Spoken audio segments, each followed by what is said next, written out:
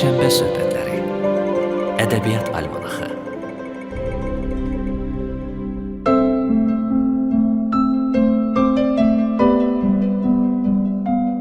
Hörmətli dinləyicilər, hər birinizi Şənbə söhbətləri adlı verilişimizin ilk buraxılışında salamlayıram. Bugünkü proqramda ədəbiyyatın müxtəlif istiqamətlərini, min illiklər boyu formalaşmış milli yaddaşımızı və yazıçıların yaradıcı irsini müzakirə edəcəyik.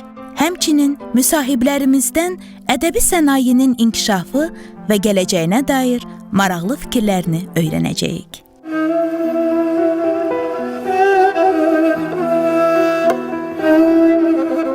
İlk rubrikamız ikili portret adlanır. Azərbaycan şairi Şəhriyar və Şotland şairi Robert Burns təqdim olunur.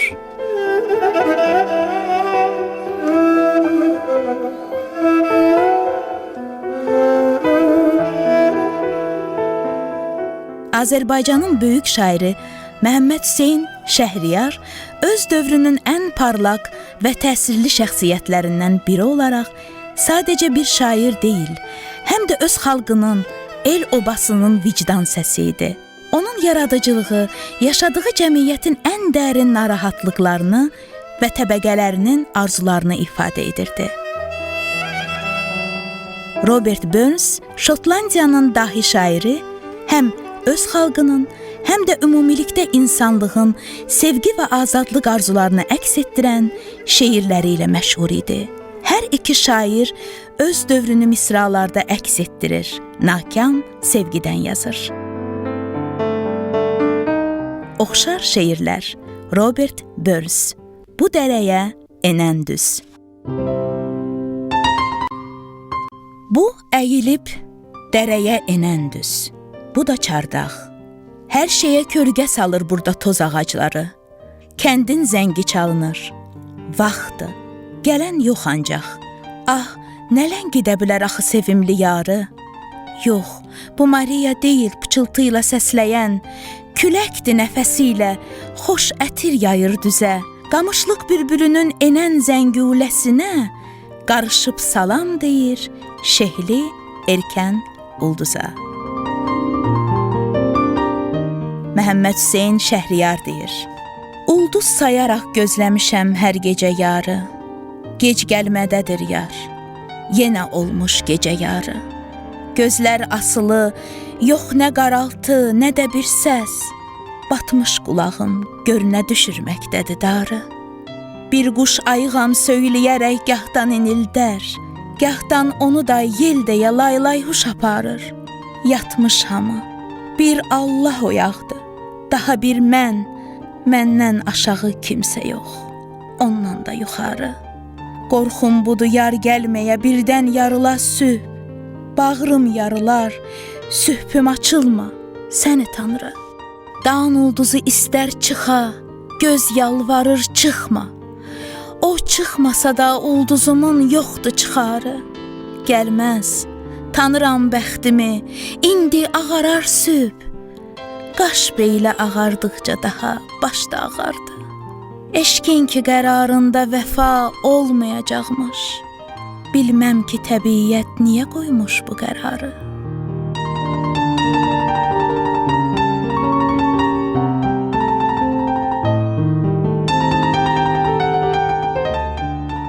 Robert Burns, Doğma Siniqalım.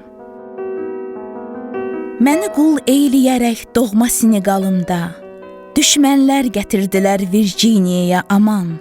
Sevimli sahilimdən bir yolluq qoparıldım. Əfsus, necə yorğunam, üzülmüşəm nə yaman. Doğma elimdən indi mən çox uzaqlardayam. Sevimli sahilimi görmərəm mən heç zaman. Sevimli doğma yurtda nə şaxta var, nə də qar. Virginia, Cinia, üşüdür iliyəcən, solmuş orada çiçəklər, qurumur orada çaylar. Əfsus, necə yorğunam, necə üzülmüşəm mən. Məhəmməd Hüseyn Şəhriyar, Səhəndiyə mənzuməsi. Şah dağım, çal papağım, el dayağım, şanlı səhəndim, başı duvanlı səhəndim, başı tufanlı səhəndim, başda Heydər baba tək qarla, qırovla qarışıbsan, son ipək telli buludlarla ufuqda sarışıbsan, savaşırkən barışıbsan, göydən ilham alalı sirri səmavata dəyərsən, hələ ağ kürkü bürün, yazda yaşıl don da geyərsən, qoradan halva yeyərsən, qoy yağış yaxsa da yaxsın, sel olub axsa da axsın, yanlarında derələr var, qoy qələm qaşların uçsun fərələrlə, hamı baxsın, başlarında herələr var, sıldırımlar, sərələr var, o ətəklərdə nə qızlar yanağı lalələrim var, quzular otlayaraq inəkdə nə xoş lalələrim var, ay kimi halələrim var.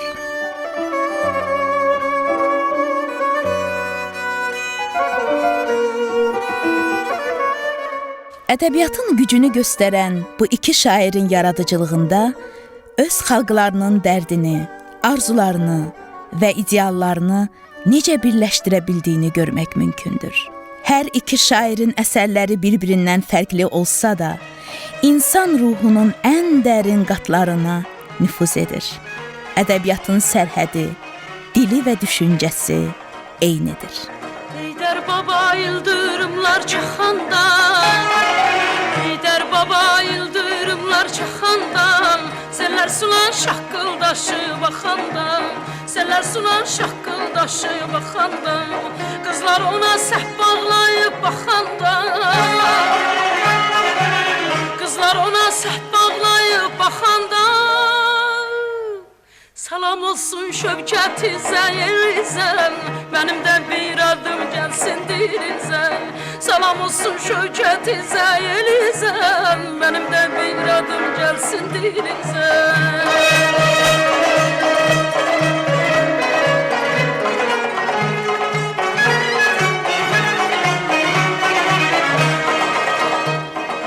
Heydər baba gün sinəni dağlasın, Heydər baba gün sinəni dağlasın, üzün gülsün qulaqların ağlasın, üzün gülsün qulaqların ağlasın, uşaqların bir dəstə gül bağlasın,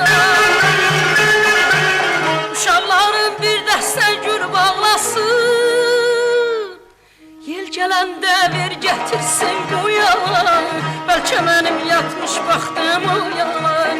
Yel gələndə ver gətirsin bu yalan, bəlkə mənim yatmış baxdım o yalan.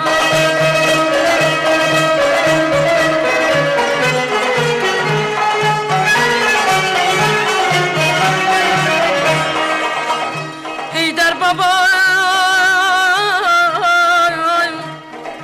igidəmə yitirməz, ömür keçər, əfsus bəhrə yetirməz, yetirməz ay.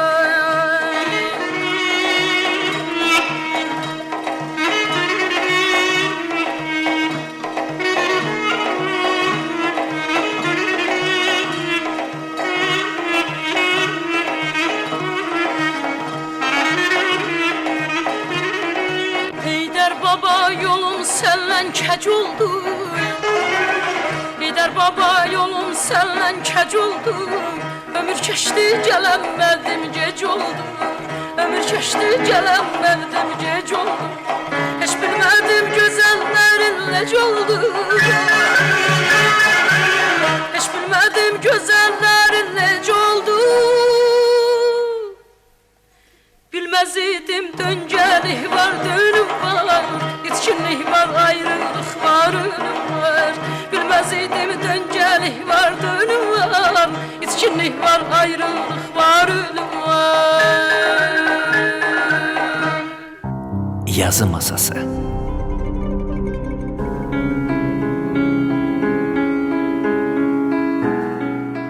Yazı Masası rubrikasında bizim yazıcı qonağımız Ulduz jurnalının baş redaktor müavini Təranə Vahiddir.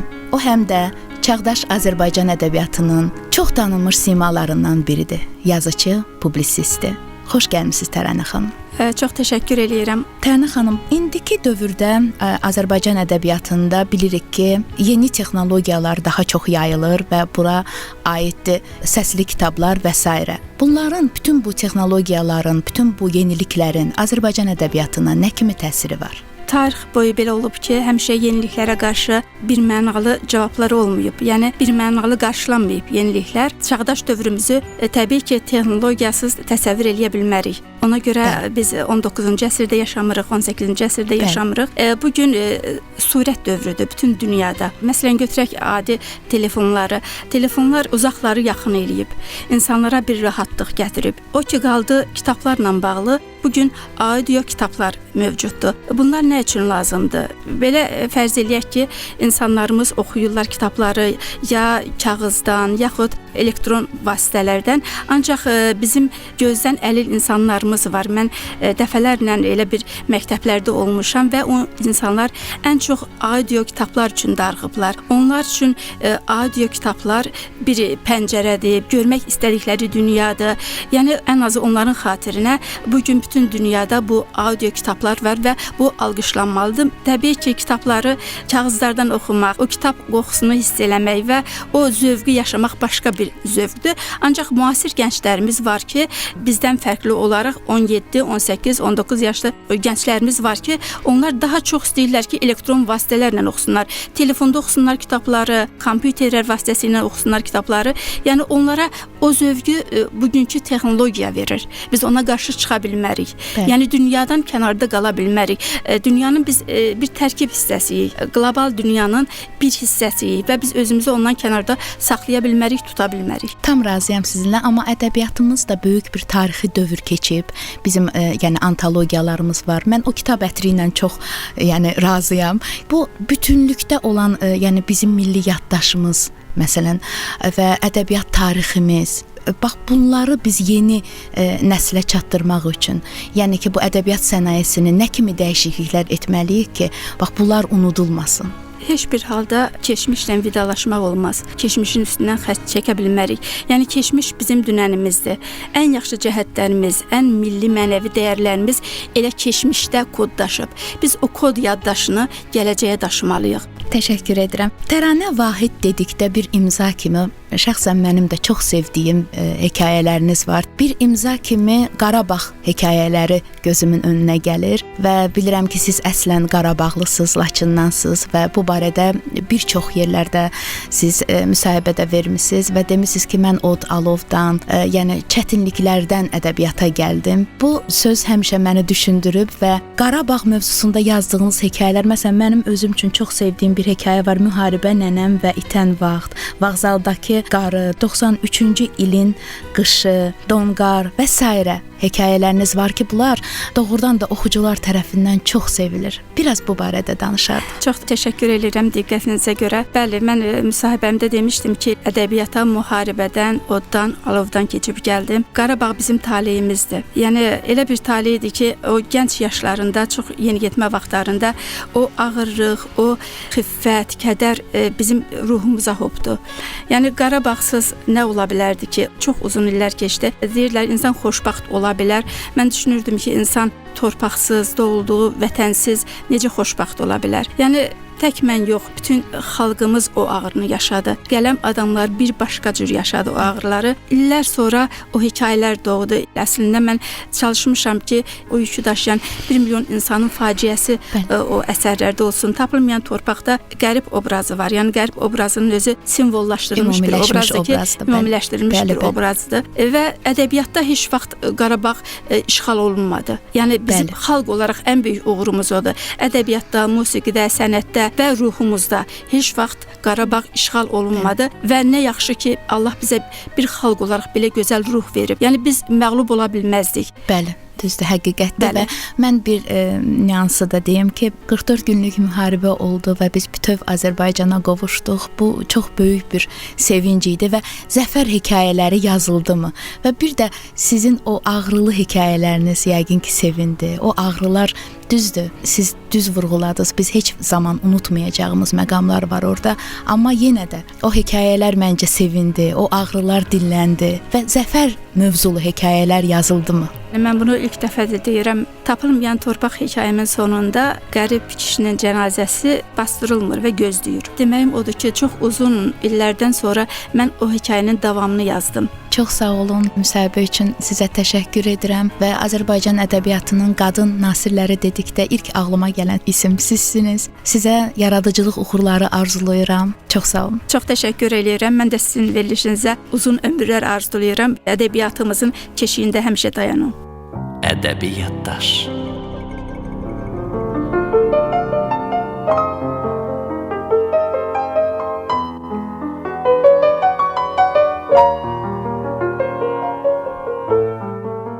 Bugünkü ədəbi yaddaş rubrikamızda Əhməd Ağaoğlu anılacaq.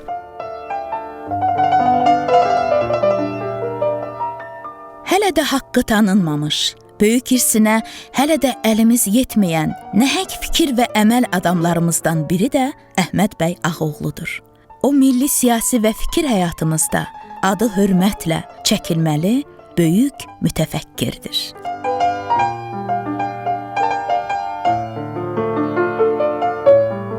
Bugünkü verilişimizin qonağı var.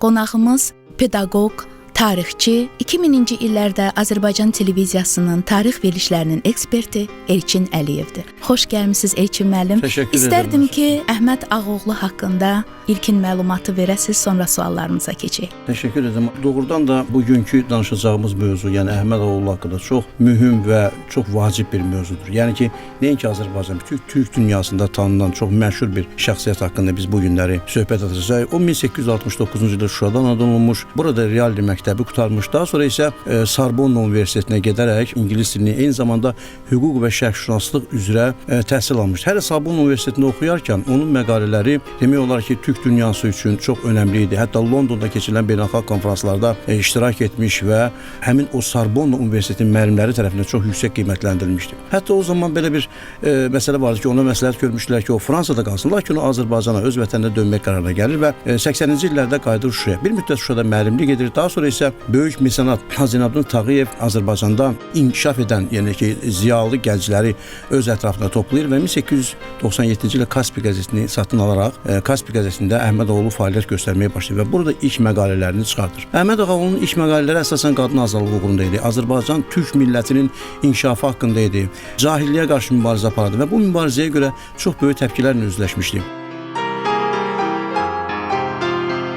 Daha sonra Azərbaycanda siyasi ictimai vəziyyət daha da gərginləşir. 1904-5-ci illərdə erməni-müsəlman qırğınları başlayır və bu qırğınlara biganə qalmayan Əhməd Ağaoğlu Difai partiyasını yaradır. Qeyd etmək lazımdır ki, Difai partiyası Azərbaycanda müsəlmanların döyüşkən partiyası kimi sayılırdı və erməni terrorla yeri gəlində cavab verirdi və qisasçılıq mövqeyindən çıxış edirdi. Ona görə də 1908-9-cu illərə qədər fəaliyyət göstərən bu partiya daha da güclü dayaqlara malik olmuşdur. Lakin ölüm təhlükəsi ilə üzləşən Əhməd Ağaoğlu məcbur olur ki, Azərbaycanı, Bakını tərk edir və bir müddət Türkiyəyə gedir. O zaman Osmanlı dövləti hələ ki mövcud idi və Gənc Türklər Hərəkatı, İttihad və Tərəqqi partiyasına daxil olaraq bu partiyanın mərkəzi komitəsinin üzvlərindən biri olan Əhməd Ağaoğlu orada çox geniş fəaliyyət göstərməyə başlayır. Hətta Ankarada universitetdə dərs deməyə başlayır, türk və monqol dillərindən, hətta rus dilindən dərs deməyə başlayır, öz mücadeləsini davam etdirir. Bu mücadilə dövründə əlbəttə ki, artıq belə bir vəziyyət yaranır ki, 1918-ci il Azərbaycan Cümhuriyyəti yaranır və Azərbaycan Cümhuriyyəti yaranarkən Batum müqaviləsinin 4-cü maddəsinə uyğun olaraq 1918-ci ildə bizə Osmanlı köməyi lazım olur. Çox təşəkkür eləyirəm. Qafqaz İslam Ordusu ilə Bakıya gəlişi dövründə Nuru Paşanın dilmancı kimi də onu tanıyırdılar və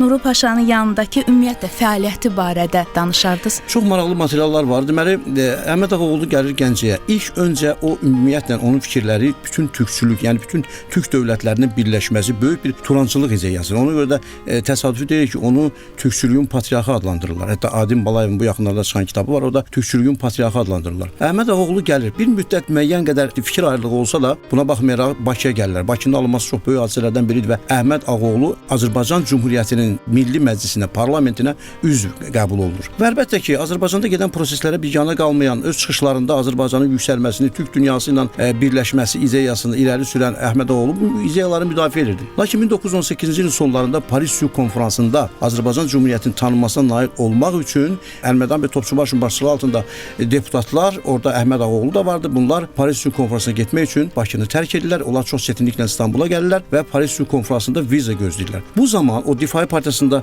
iştirak etdiyinə görə artıq onlar ermənilər onu çox yaxşı tanıyırlar və ermənilər bilirlər ki, Əhmədoğlu oradadır və ingilislərə müəyyən o qəzetlər vasitəsilə, müəyyən təbliğat vasitəsilə bildirirlər ki, Əhmədoğlu buradadır, o Parisə gedə bilməz, o terrorçudur və s. Əhmədoğlu orada həbs oldu və Paris Sülh Konfransına gedə bilmir. Bundan sonra Əhmədoğlu Malta sürgünləri dövrü başlayır. Demək 19-cu ildən 21-ci ilə qədər o Maltada sürgündə qalır. Lakin sürgündə qalmasına baxmayaraq o özünün necə cahanşumul əsərlərini, demək olar ki, Türkiyə tarixi haqqında, Osmanlı tarixi haqqında, mədəniyyətlər haqqında, dinlər haqqında öz kitablarını yazmaqda davam edir. 21-ci ildə azad olur, qayıdır Türkiyəyə. Artıq Türkiyədə milli mücadilə gedirdi. Atatürkün milli mücadiləsi gedirdi. Hətta mən bir maraqlı bir cəhət dedim ki, Nəriman Nərimanov Azərbaycanda artıq Sovet hökuməti yaranmışdı və Xalq Komissarlarının Sovetinin sədri olaraq Nəriman Nərimanov onu Azərbaycana, Bakıya dəvət edir. Lakin o bu dəvəti qəbul edəmir, fikirləşir ki, Türkiyə dövlətinə borcludur, çünki Türkiyə dövləti onu xilas etmişdi və bir can borcu, bir namus borcu olaraq Nəriman Nərimanov cavablarında bildirir və Anadolu Agentliyini quraraq Türkiyənin mətbuat tarixində çox böyük rol oynayır. Bu dövrdə Atatürkün mücadiləsi qələbə ilə nəticələnir. Bildiyiniz kimi Osmanlı dövləti tarixdən gedir. 1923-cü il artıq Cumhuriyyət yaranır. Bu Cumhuriyyətin yaranmasında, bu Cumhuriyyətin konstitusiyasının qəbul olunması 1924-cü ildə Türkiyə Respublikasının konstitusiyası qəbul olunur. O konstitusiyanın qəbul olunmasında, o maddələrin düzənlənməsində Əhmədoğlu'nun böyük rolu olmuşdur. Eyni zamanda Anadolu Agentliyi və Atatürkün demək hökumətində xarici siyasət məsələləri və mətbuat məsələləri üzrə bir sözçü kimi fəaliyyətini davam etdirir. Bununla paralel olaraq Əhmədoğlu eyni zamanda Ankara'da və sonraki İstanbul'da pedaqoji fəaliyyətini davam etdirmişdir. Türk tarixindən, ondan sonra Mongol tarixlərindən dərs demiş və demək olar ki, tarixə bir yenilikçi fikirləri ilə bir qədəm qoymuşdur. Bir fikri demək istəyirəm ki, məsəl üçün ki, biz bu günlər deyirik ki, İtaliyanın kökündə duran Etruskuların türk mənşəli olması fikrini ilk dəfə olaraq Əhmədoğlu öz fikirlərində, öz əsərlərində bildirmişdir. Çox təşəkkür edirəm. Düşünürəm ki, bu verilişdə də bu məsələnin açıqlanması çox yerinə düşüb. Çox təşəkkür edirəm geniş məlumat üçün və şükürlər olsun ki, son illərdə bir çox kitablar yazılıb Əhməd Ağaoğlu haqqında və Azərbaycanın həyatında dərin izi olan belə böyük bir mütəfəkkir əlbəttə ki, hələ də araşdırılacaq və bizim alimlərimiz, mənə elə gəlir ki, bu çox gözəl, böyük bir mövzudur. Yəqin ki, Əhməd Ağaoğlu yaradıcılığına, həyatına və onun fəaliyyətinə müraciət edəcəklər. Təşəkkür edirik. Çox sağ olun, təşəkkür edirəm.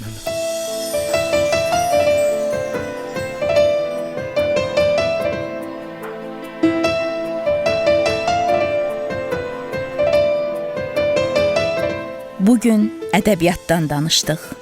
Ümid edirik ki, bu söhbətlər ədəbiyyatımıza olan marağınızı artırıb, sizi daha çox düşünməyə vadar edəcək. Çünki ədəbiyyat eyni zamanda dövrü, həyatı, insanlığı əhatə edir və düşündürür. Ədəbiyyat solmur, o araşdırılınca daha çox sevilir. Aysel Fikrətin təqdimatında şənbə söhbətlərini dinlədiniz. Ədəbiyyatla qalın.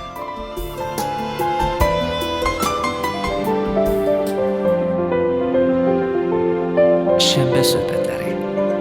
Ədəbiyyat almanaxı.